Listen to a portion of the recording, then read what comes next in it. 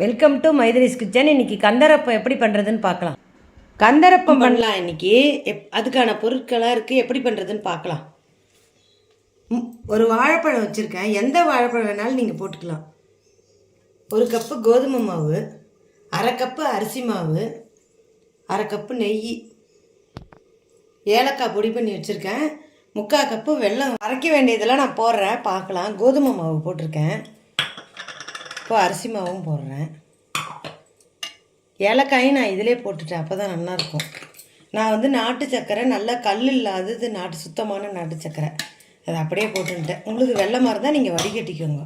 இந்த வாழைப்பழமும் போட்டேன் இதுலேயே. இப்போ நம்ம அரைச்சின்னு வந்துடலாம் மிக்சியில்.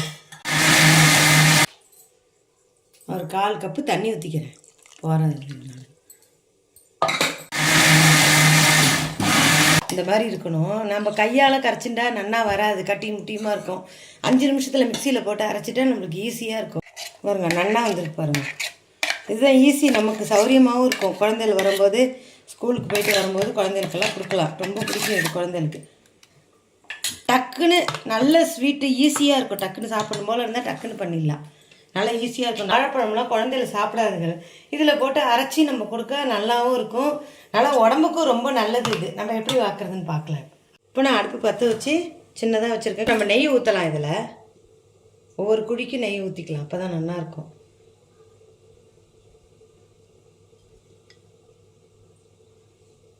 அது நெய் நல்லா சுடட்டும். அப்புறம் நம்ம எல்லா குழியிலையும் இந்த மாவை ஊற்றி மூடி வச்சா 5 நிமிஷத்தில் ஆகிடும். இப்போ நான் ஊற்றுறேன் பாருங்கள். முக்கா குழிக்கு ஊற்றுனா தான் நல்லா பெருசாக உப்பி வந்துடும். முக்கா குழிக்கு தான் ஊற்றணும். நம்ம சின்னதாக வச்சு ஒரு 5 நிமிஷம் வேக விட்டால் வெந்துடும் நல்லா. அப்புறமா மொல்லமாக திருப்பி போட்டு, நீங்கள் வேணும்னா உங்களுக்கு சோடாப்பை போட்டுக்கலாம். நான் போடலை, நீங்கள் வேணும்னா போட்டுக்கலாம், நல்லாயிருக்கும்.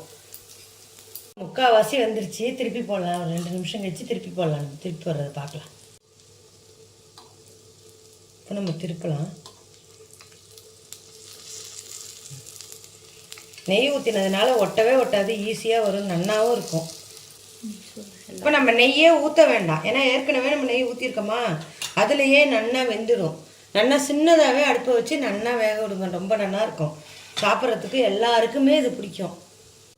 இந்த கந்தரப்பங்கிறது, நெய்யப்பங்கிறது நம்ம எப்படி வேணாலும் சொல்லலாம். முருகருக்கு ரொம்ப பிடிக்கும். சஷ்டி அன்னைக்கு, கிருத்திகை அன்னைக்கு நம்ம வந்து இதை பண்ணி சாமிக்கு நைவேத்தியம் பண்ணால் அவருக்கு அவ்வளோது பிடிக்கும், ரொம்ப நல்லாயிருக்கும். கொஞ்சம் பரட்டி போடுறேன்.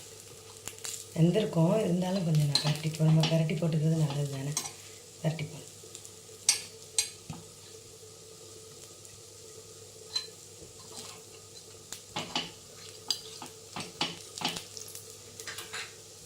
நமக்கு வெந்திருத்தா இல்லையான்னு எப்படி பார்க்கணுன்னா, இதில் இப்படி பண்ணால் ஒட்டாமல் எதுவுமே இல்லாமல் இருந்தால், கத்தியிலையோ ஸ்பூன்லேயோ எதுலேயோ ஒன்றில் பண்ணால் ஒட்டாமல் வந்தால் வெந்திருத்துன்னு அர்த்தம். இப்போ நான் எடுக்கிறேன் பாருங்க, வெந்திருத்து, நன்னா வெந்திருத்து. வாழைப்பழம் போட்டதுனால ஸ்மெல்லு வரும்னு நினச்சிக்காது, நன்னா இருக்கும். ஏலக்காயும் வாழைப்பழமும் போட்டதுனால சூப்பராக இருக்கும். பண்ணி பாருங்க. கந்தரப்பம் ரெடி.